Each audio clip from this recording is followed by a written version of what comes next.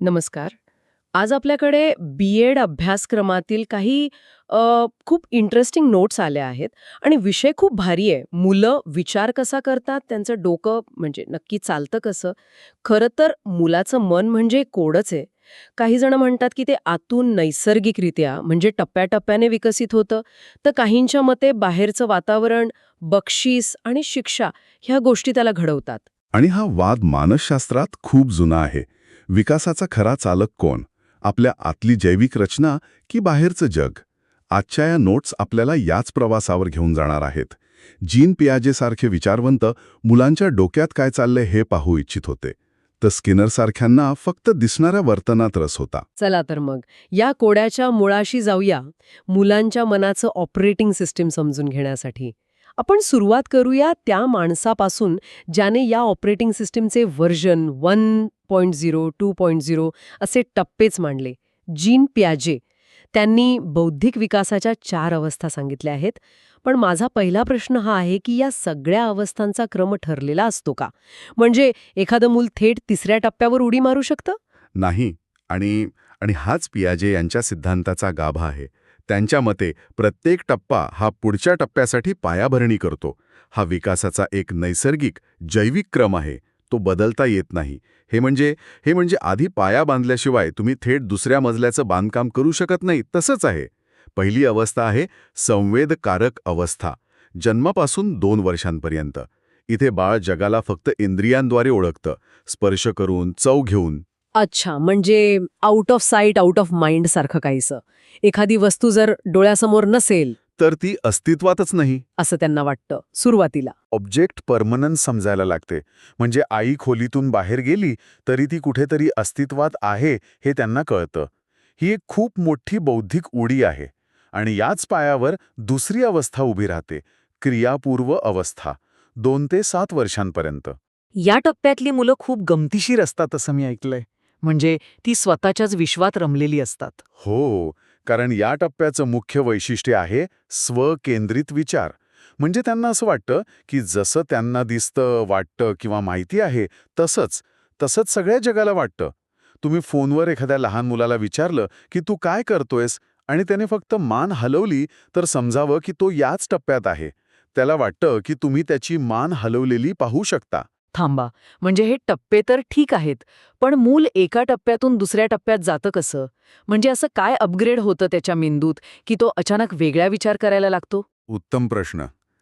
इथेच पियाजे यांच्या 2 शक्तिशाली संकल्पना येतात. सात्मीकरण म्हणजे ॲसिमिलेशन आणि व्यवस्थापन म्हणजे अकॉमोडेशन. सात्मीकरण म्हणजे नवीन माहितीला आपल्या जुन्या माहितीत बसवणं. समजा एका मुलाने फक्त चिमणी पाहिली आहे. त्याच्या मनात उडणारी गोष्ट म्हणजे चिमणी असं एक फोल्डर आहे. आता त्याने पहिल्यांदा विमान पाहिलं तर तो त्याला ही मोठी चिमणी म्हणू शकतो. ही झाली नवीन माहिती जुन्या फोल्डरमध्ये टाकण्याची प्रक्रिया. आणि व्यवस्थापन? जेव्हा त्याच्या लक्षात येतं की नाही, ही गोष्ट वेगळी आहे, हिला पंख आहेत पण ही जिवंत नाही, आवाज करते, तेव्हा तो आपल्या मनात एक नवीन फोल्डर तयार करतो, विमान. जुन्या फोल्डरमध्ये बदल करून किंवा नवीन फोल्डर तयार करून नवीन माहितीला जागा देणं यालाच व्यवस्थापन म्हणतात. या सात्मीकरण आणि व्यवस्थापनाच्या सततच्या प्रक्रियेतून मुलांचा बौद्धिक विकास होत राहतो. तो प्रत्येक नवीन अनुभवातून आपलं जगाचं मॉडेल अपडेट करत राहतो. म्हणजे पियाजे यांचा भर मुलांच्या आतल्या जिज्ञासेवर आणि त्यांच्या नैसर्गिक विकासाच्या टप्प्यांवर आहे. पण सगळेच विचारवंत या ठरलेल्या टप्प्यांशी सहमत होते का? नाही. आणि इथेच जरोम ब्रुनर येतात.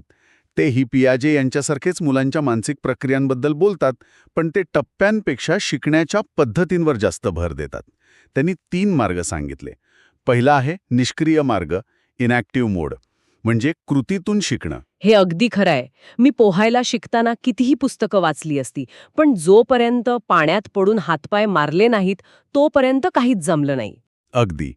दुसरा मार्ग आहे प्रतिमात्मक मार्ग, आयकॉनिक मोड, म्हणजे चित्रांमधून किंवा प्रतिमांमधून शिकणं. आणि तिसरा आहे प्रतिकात्मक मार्ग, सिम्बॉलिक मोड, जिथे भाषा, गणित आणि चिन्हांचा वापर होतो. ब्रुनर यांचा महत्त्वाचा विचार हा आहे की कोणत्याही वयोगटातील मुलाला कोणतीही गोष्ट शिकवता येते, फक्त ती त्याच्या समजण्याच्या मार्गाने, म्हणजे या तिन्हीपैकी योग्य मार्गाने शिकवली पाहिजे. ते डिस्कव्हरी लर्निंगचे मोठे समर्थक होते, जिथे मुलं स्वतः प्रयोग करून शिकतात आणि शिक्षक फक्त मार्गदर्शक असतो. ठीक आहे, म्हणजे पियाजे आणि ब्रूनर हे दोघेही मुलांच्या डोक्यात काय चालतंय याचा नकाशा बनवायचा प्रयत्न करत होते. पण काही विचारवंत असेही होते ज्यांना या आतल्या गोष्टींमध्ये काहीच रस नव्हता. त्यांच्यासाठी महत्वाचं होतं फक्त ते जे डोळ्यांना दिसतं, म्हणजे वर्तन. आणि यातलं सगळ्यात मोठं नाव म्हणजे B.F. स्किनर. बरोबर. स्किनर आणि त्यांच्यासारख्या वर्तनवाद्यांचा दृष्टिकोन पूर्णपणे वेगळा होता. ते म्हणायचे, मन ही एक काळी पेटी आहे, त्यात काय आहे हे आपल्याला दिसत नाही आणि त्याची आपल्याला पर्वाही नाही. आपण फक्त इनपुट म्हणजे परिस्थिती आणि आउटपुट म्हणजे वर्तन यांचा अभ्यास करू. स्किनर यांनी साधक अभिसंधान किंवा ऑपरेंट कंडिशनिंग हा सिद्धांत मांडला. त्यांचे उंदरांवर आणि कबुतरांवर केलेले प्रयोग खूप प्रसिद्ध आहेत. हो, ती कळ दाबल्यावर खायला मिळणारी पेटी. म्हणजे सगळा खेळ फक्त बक्षीस आणि शिक्षेचा आहे का? हे थोडं प्राण्यांना शिकवण्यासारखं नाही वाटत. ही त्यांच्यावर होणारी एक मोठी टीका आहे. पण त्यांचा सिद्धांत समजून घेणं महत्त्वाचं आहे. त्यांनी प्रबलन म्हणजे रिइन्फोर्समेंट ही संकल्पना मांडली. यानुसार वर्तनानंतर मिळणाऱ्या चांगल्या परिणामामुळे ते वर्तन पुन्हा होण्याची शक्यता वाढते. याला धनप्रबलक म्हणतात.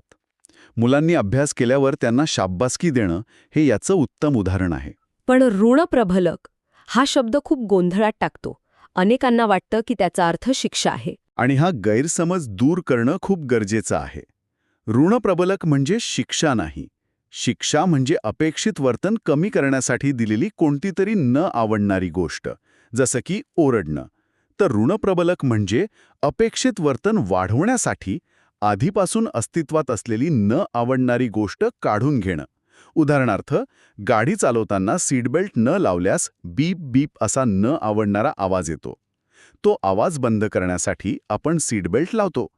इथे तो आवाज म्हणजे ती न आवडणारी गोष्ट काढून घेतला जातो, जेणेकरून सीटबेल्ट लावण्याचं वर्तन वाढतं.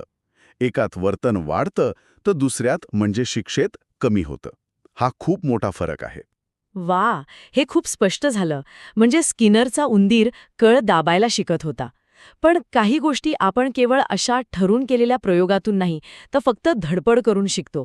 त्याबद्दल कोणी काय मांडलं होतं का? हो, थॉर्नडाईक यांनी प्रयत्न प्रमाद म्हणजे ट्रायल अँड एरर सिद्धांत मांडला. त्यांनी भुकेल्या मांजराला एका पेटीत बंद केलं, जिचं दार एका खटक्यावर पाय पडल्यावर उघडायचं आणि बाहेर मासे ठेवलेले होते. मांजर सुरुवातीला खूप धडपडलं, पिंजऱ्याला ओरबाडलं, अनेक चुका केल्या आणि अचानक तिचा पाय त्या खटक्यावर पडला आणि दार उघडलं. पण इथे एक गोष्ट लक्षात घ्यायला हवी. त्यांच्या मते हे शिकणं अचानक होत नाही, तर हळूहळू अनेक अयशस्वी प्रयत्नानंतर होतं. प्रत्येक यशस्वी प्रयत्नाने तो मार्ग थोडा पक्का होत जातो. हळूहळू हा शब्द इथे खूप महत्वाचा आहे. ठीक आहे, म्हणजे स्किनरच्या मते आपण परिणामांवरून शिकतो आणि थॉर्नडाईकच्या मते हळूहळू चुका टाळून शिकतो.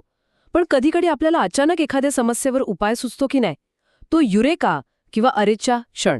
त्याचं काय? तुम्ही अगदी योग्य मुद्दा पकडला. आणि इथेच वर्तनवाद्यांना एक मोठं आवाहन मिळालं. वोल्फगँग कोहलर नावाच्या मानसशास्त्रज्ञाने यावर प्रयोग केले. त्यांनी सुलतान नावाच्या एका हुशार चिंपांझीला पिंजऱ्यात ठेवलं. त्याच्या आवाक्याबाहेर केळी टांगली आणि पिंजऱ्यात 2 लहान काठ्या ठेवल्या, ज्या एकमेकांना जोडता येत होत्या. मग सुलतानने काय केलं? थॉर्नडाईकच्या मांजरासारखीच धडपड केली? सुरुवातीला केली. त्याने उड्या मारल्या, काठीने केळी काढण्याचा प्रयत्न केला, पण काही जमलं नाही. मग तो थकून एका कोपऱ्यात बसला आणि त्या काठ्यांशी खेळू लागला. आणि खेळता खेळता अचानक त्याने त्या दोन्ही काठ्या एकमेकांना जोडल्या. त्या क्षणी त्याच्या डोक्यात जणू काहीतरी चमकलं.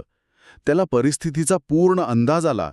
त्याने ती लांब झालेली काठी उचलली आणि एकाच प्रयत्नात केळी ओढून घेतली. पण हे थोडं विचित्र नाही का? म्हणजे तो चिंपांजी आधी धडपडत होता आणि मग अचानक त्याला ज्ञानप्राप्ती झाली.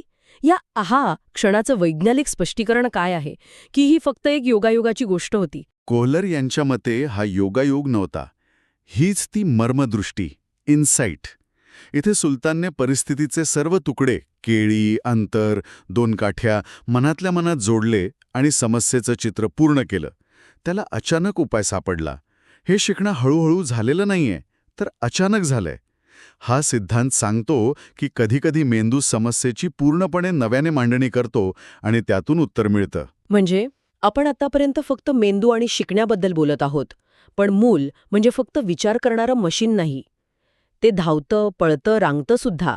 या शारीरिक हालचालींच्या विकासाचा म्हणजे कारक विकासाचा या सगळ्या शिकण्यावर परिणाम होत असेल ना? नक्कीच होतो. खरं तर हे सगळे विकास एकमेकात गुंतलेले आहेत. पियाजे यांच्या पहिल्या संवेदकारक अवस्थेचा विचार करा. बाळ जगाला स्पर्शाने आणि वस्तू हाताळून शिकतं. पण वस्तू हाताळण्यासाठी किंवा तिच्यापर्यंत पोचण्यासाठी त्याला रांगता किंवा चालता यायला हवं. हाच तो कारक विकास. आणि हा विकास एका ठराविक क्रमाने होतो. डोक्याकडून पायाकडे आणि शरीराच्या मध्यभागाकडून बाहेरील अवयवांकडे. अच्छा, म्हणजे आधी बाळ मान सांभाळायला शिकतं, मग बसतं, मग रांगतं आणि मग चालतं. हा क्रम ठरलेला असतो. अगदी. आणि हा शारीरिक विकास थेट त्याच्या बौद्धिक विकासाला संधी देतो. जे मूल चालू शकतं ते अधिक गोष्टींचा शोध घेऊ शकतं, नवीन वस्तू हाताळू शकतं आणि त्यातून त्याच्या मनात जगाबद्दलची नवी स्कीमा किंवा फोल्डर्स तयार होतात. शारीरिक विकास हा बौद्धिक विकासाचा पाया आहे. आणि याचबरोबर भावनांचं काय? प्रेम, राग, भीती या गोष्टींचा विकासात काय वाटा आहे? भावनांचा विकासही या सगळ्याशी जोडलेला आहे. सुरुवातीला बाळाच्या भावना खूप प्राथमिक असतात. भूक लागली की रडणं म्हणजे राग व्यक्त करणं. पण जसजसा त्याचा बौद्धिक विकास होतो तसतशा त्याच्या भावनाही गुंतागुंतीच्या होतात. उदाहरणार्थ 1.5 वर्षाच्या मुलामध्ये मत्सर दिसू लागतो, कारण तेव्हा त्याला आई आणि दुसऱ्या मुलामधील नातं समजू लागलेलं असतं. ही समज येण्यासाठी बौद्धिक विकास आवश्यक आहे. म्हणजे हे सर्व पैलू शारीरिक, बौद्धिक, भावनिक एकाच गाडीची वेगवेगळी चाकं आहेत. एक चाक जरी नीट चाललं नाही तरी गाडी अडखळणार. तुम्ही अगदी अचूक वर्णन केलं. एरिक एरिक्सन सारख्या विचारवंतांनी या सामाजिक भावनिक विकासावर भर दिला आहे. त्यांच्या मते आयुष्याच्या प्रत्येक टप्प्यावर आपण एका सामाजिक भावनिक संघर्षातून जातो. त्यामुळे शिक्षण म्हणजे केवळ माहिती देणं किंवा वर्तन बदलणं नाही, तर मुलाच्या या सर्वांगीण विकासाला चालना देणं हेच खरं ध्येय आहे. तर आजच्या या चर्चेतून आपण मुलांच्या विकासाचे किती वेगवेगळे पैलू पाहिले. पियाजे यांनी सांगितलेले विकासाचे ठरलेले टप्पे, स्किनर यांनी मांडलेल्या वर्तनाचा बाह्य अभ्यास, कोहलर यांनी दाखवलेली आतून येणारी मर्मदृष्टी आणि या सगळ्याला जोडणारा शारीरिक आणि भावनिक विकास. हो. आणि या नोट्समधील प्रत्येक सिद्धांत हा शिक्षकांसाठी आणि पालकांसाठी एक हत्यार किंवा एक साधन आहे.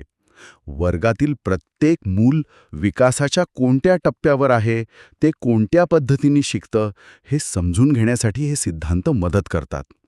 हे केवळ परीक्षेसाठी लक्षात ठेवायचे मुद्दे नाहीत, तर मुलांच्या जगाकडे पाहण्याची एक खिडकी आहे. प्रत्येक मूल वेगळं का आहे आणि त्याला कशी मदत करायची याचं उत्तर या सिद्धांतामध्ये दडलेलं आहे. हे सगळं ऐकल्यावर माझ्या मनात एक विचार येतोय.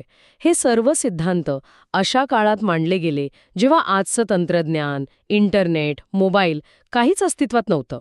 विचार करा, लहानपणापासून हातात टॅबलेट आणि स्मार्टफोन असणाऱ्या पिढीच्या विकासावर या सिद्धांतांचा काय परिणाम होत असेल. पियाजे यांनी जर एखाद्या 2 वर्षाच्या मुलाला यूट्यूबवर स्वाईप करून स्वतःला आवडते व्हिडिओ लावताना पाहिलं असता, तर त्यांच्या संवेदकारक अवस्थेबद्दलच्या विचारात काय बदल झाला असता? किंवा स्किनर म्हणाले असते का की सोशल मीडियावरील लाईक हे आजच्या जगातलं सगळ्यात शक्तिशाली धनप्रबलक आहे? यावर विचार करायला नक्कीच हवं.